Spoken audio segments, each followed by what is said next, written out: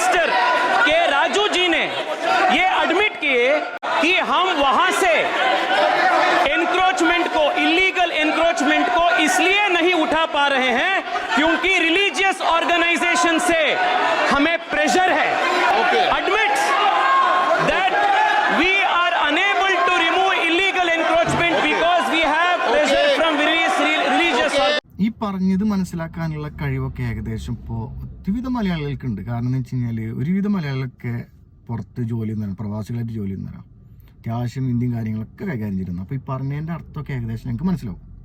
പിന്നെ ഈ ഒരു സംഭവം പറയേണ്ട സമയം ഇതാണോ എന്നുള്ളത് എനിക്കറിയില്ല. എന്നാലും എനിക്കൊരു കാര്യം പറയാനുള്ള വെച്ച് കഴിഞ്ഞാൽ പല മാജിക്കുകളും നടന്ന മണ്ണാണ് കേരളത്തിൻ്റെ മണ്ണ്. അത് നമ്മൾ വെള്ളപ്പൊക്കം 2019-18 വെള്ളപ്പൊക്കം വന്നപ്പോൾ കണ്ട്, കൊറോണ വന്നപ്പോൾ നമ്മൾ കണ്ട്, ഇപ്പോഴേ വയനാട് ഈ സമയത്ത് ഇഷ്ടം പോലെ ജനങ്ങളാണ് രക്ഷാപ്രവർത്തനത്തിന് നമ്മളിപ്പോൾ ഇത് കണ്ടുകൊണ്ടിരിക്കുക. ഫണ്ട് ഒഴുകും പ്രവാസികളിൽ നിന്ന്, അത് തീർച്ചയാണ്. ഇനി മുഖ്യമന്ത്രിയുടെ ദുരിതാശ്വാസ ഫണ്ടിലേക്കും ഫണ്ട് വരും. അത് കേരളത്തിൻ്റെ തന്നെ ഒരു പവറാണ്. അപ്പോൾ സാറ് പറഞ്ഞ ഈ കാര്യം ഞങ്ങൾക്ക് മനസ്സിലായിട്ടുണ്ട്. അത് ഞങ്ങളോട് കഴിഞ്ഞ പ്രളയകാലത്ത് കാണിച്ചതിൻ്റെ ബാക്കി കാണിക്കാനോ എന്നുള്ളതാണ് ഞങ്ങളൊരു ഡൗട്ട്.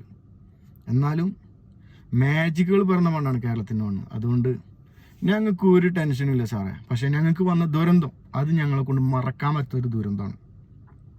അത്ര മാത്രമേ പറയുള്ളൂ. പക്ഷെ അതിനെ ഞങ്ങൾ ഓവർകം ചെയ്യും, തീർച്ചയായും ഓവർകം ചെയ്തിരിക്കും. അത്